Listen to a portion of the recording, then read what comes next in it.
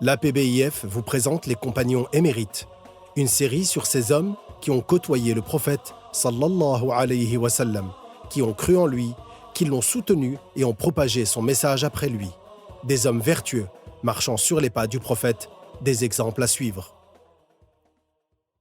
Savez-vous qui était l'imam Ali ibn Abi Talib? Il se nomme Abul Hassan. Ali, fils de Abu Talib, fils de Abdul Muttalib, fils de Hashim, fils de Abdu Manaf. Il était donc le fils de l'oncle paternel du messager de Allah, sallallahu alayhi wa sallam. Sa mère se nommait Fatima, fille de Asad, fils de Hashim, fils de Abdu Manaf. Il est né 10 ans avant la révélation. Il a été élevé chez le prophète, sallallahu alayhi wa sallam, dans sa maison, et il est le premier enfant à être entré en islam. Il avait le surnom de Haïdara, qui signifie lion. Il a été dit que c'est sa mère qui lui avait donné ce surnom.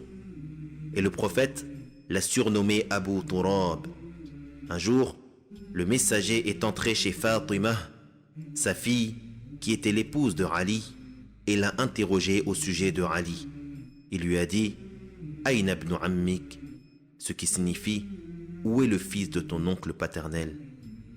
Elle a répondu « Il est là-bas, allongé dans la mosquée. » Le messager de Allah est alors parti le voir. Il l'a trouvé allongé, mais sa cape avait glissé de son dos. Le prophète s'est mis à enlever la terre, Turab, qui était collée à son dos, en lui disant « Ijlis Aba Turab », ce qui signifie « Assieds-toi Abu Turab ». C'est donc le messager de Allah qui lui a donné ce surnom, et c'était son préféré. Lorsque le prophète sallallahu alayhi wa sallam a émigré de la Mecque à Médine, il lui avait demandé de rester dans son lit et il lui avait laissé 3 nuits pour rendre à leur propriétaire les objets qui avaient été laissés en dépôt chez le prophète sallallahu alayhi wa sallam par leur propriétaire. Et il lui avait ordonné de le rejoindre ensuite à Médine. Il a donc émigré de la Mecque à Médine l'illuminé à pied. Il était présent lors de tous les événements importants auprès du prophète sallallahu alayhi wa sallam, mis à part la conquête de Tabouk. Le prophète sallallahu alayhi wa sallam l'a choisi pour gendre. Il lui a donné en mariage sa fille Fatima az-Zahra et il lui a confié la bannière le jour de Khaybar. Ali, que Allah l'agrée et l'honore, était mat de peau avec de grands yeux et il avait un beau visage. Il était de taille moyenne, plutôt court, il avait beaucoup de poils sur la poitrine, il avait une barbe épaisse, il était chauve et souriait beaucoup. Il était parmi les plus courageux des compagnons. Celui qui connaissait le plus les jugements d'arbitrage et qui était le plus détaché du bas monde. Il ne s'est jamais prosterné pour une statue, que Allah l'agrée. Ali, que Allah l'agrée, avait une science très étendue, tout en étant détaché des passions du bas monde. Il était scrupuleux, c'est-à-dire qu'il délaissait ce qui était douteux, et il était courageux. D'après Abu Huraira, que Allah l'agrée, le messager de Allah, sallallahu alayhi wa sallam, le jour de la bataille de Khaybar, a dit لأعطين هذه الراية رجلا يحب الله ورسوله يفتح الله على يديه. Ce qui signifie je vais donner cette bannière à un homme qui aime Allah et son messager et sur les mains de qui Allah accorde la victoire.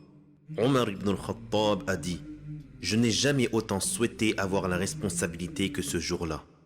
Puis il a dit alors je me suis mis en avant espérant être appelé pour cela. Mais le messager de Allah, sallallahu alayhi wa sallam, a appelé Ali ibn Abi Talib. Il lui a donné la bannière et il lui a dit Imshi wa la taltafit hatta yaftah Allahu alayk. Ce qui signifie marche et ne te retourne pas jusqu'à ce que Allah t'accorde la victoire. Le messager de Allah, sallallahu alayhi wa sallam, l'avait pris par la main près de Ghadir Khoum et il lui avait dit Allahumma wali man walah, wa adi man adah, wansur man nasarahu, wakhdhul man khadhalah. Ce qui signifie: Ô Allah, soutiens celui qui le soutient et châtie celui qui le prend pour ennemi. Donne la victoire à celui qui le soutient et fais échouer celui qui ne le soutient pas. Ali, que Allah l'agrée, ne ressentait ni la chaleur ni le froid depuis que le messager de Allah, sallallahu alayhi wa sallam, avait fait une invocation en sa faveur. Le jour de Khaybar, il avait dit: Allahumma kfihi adhal harri wal bard, ce qui signifie: Ô Allah, protège-le de la nuisance de la chaleur et du froid. Ainsi, Ali, que Allah l'agrée, sortait en plein froid couvert de 2 vêtements fins et il sortait en pleine chaleur avec des vêtements épais. Ali, que Allah l'agrée, avait une force particulière.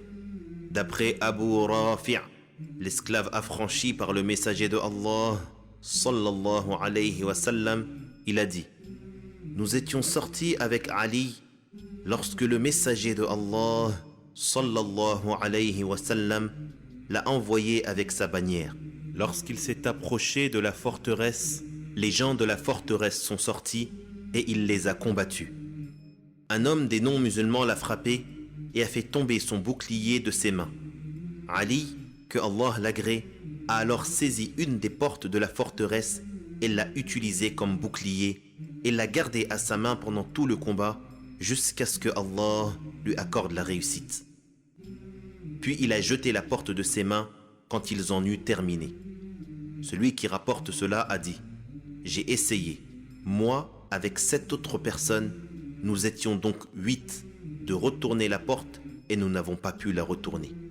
Notre maître Ali était détaché de la vie d'ici-bas. Il n'accordait d'importance ni aux biens matériels ni à l'argent, c'est-à-dire que son cœur n'y était pas attaché. Le prophète Muhammad a demandé à Dieu d'accorder à notre maître Ali de faire preuve d'ascétisme dans ce bas monde. Notre maître Ali ne recherchait pas la richesse. Un jour, Ibn Tayyah est venu à Ali et il lui a dit: Émir des croyants, le trésor public des musulmans s'est rempli d'or et d'argent. Alors Ali a dit: Allahu Akbar, c'est-à-dire Dieu est tout-puissant. Et il s'est relevé en s'appuyant sur Ibn Tayyah. Ils se sont rendus au trésor des musulmans, Baytul Mal, c'est-à-dire au trésor public. Ali a alors dit: Ô toi la jaune, c'est-à-dire l'or, et toi la blanche, c'est-à-dire l'argent, allez entraîner quelqu'un d'autre que moi. Et il a distribué tout ce qu'il y avait jusqu'à ce qu'il ne reste ni dinar ni dirham. Les dinars, ce sont les pièces d'or, et quant aux dirhams, ce sont les pièces d'argent. Puis il a ordonné qu'on nettoie la pièce et y a accompli 2 rak'ah. Il a été rapporté qu'une autre fois, il est rentré dans cet endroit et y a vu quelques richesses. Il a alors dit: Je ne veux pas voir cela ici alors que des gens sont dans le besoin. Il a ordonné que ces richesses soient partagées et elles l'ont été. Il a ordonné qu'on nettoie cette pièce et il s'y est endormi. Notre maître Ali n'a pas profité de l'argent du trésor pour s'enrichir personnellement ou pour assouvir ses passions.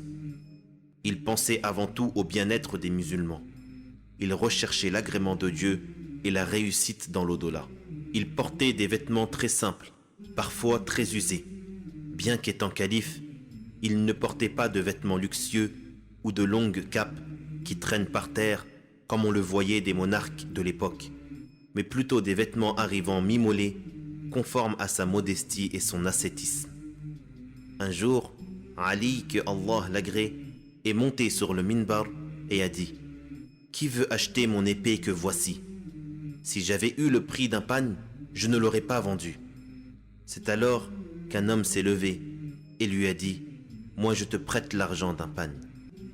Une autre fois, des gens l'ont blâmé pour ses vêtements et il a dit: Qu'avez-vous avec mes vêtements? C'est mieux ainsi, afin de ne pas tomber dans l'orgueil et que les musulmans prennent exemple sur cela. En effet, La tenue modeste de notre maître Ali témoigne de son humilité et de son ascèse.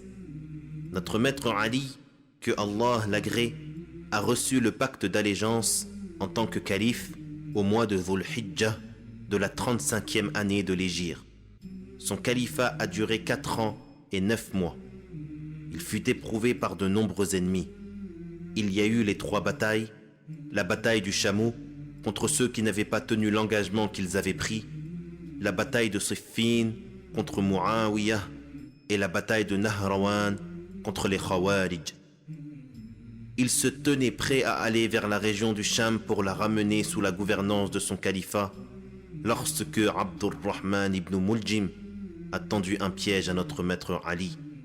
Alors qu'il était sorti pour accomplir la prière du Subh, il a sauté sur lui, l'a frappé au front de son épée, une épée empoisonnée, et ce fut la cause du décès de l'émir des croyants, Ali ibn Abi Talib, au mois de Ramadan de l'an 40 de l'Hégire, à l'âge de 63 ans.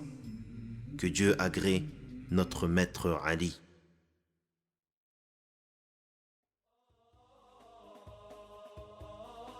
Retrouvez d'autres récits sur notre site apbif.fr.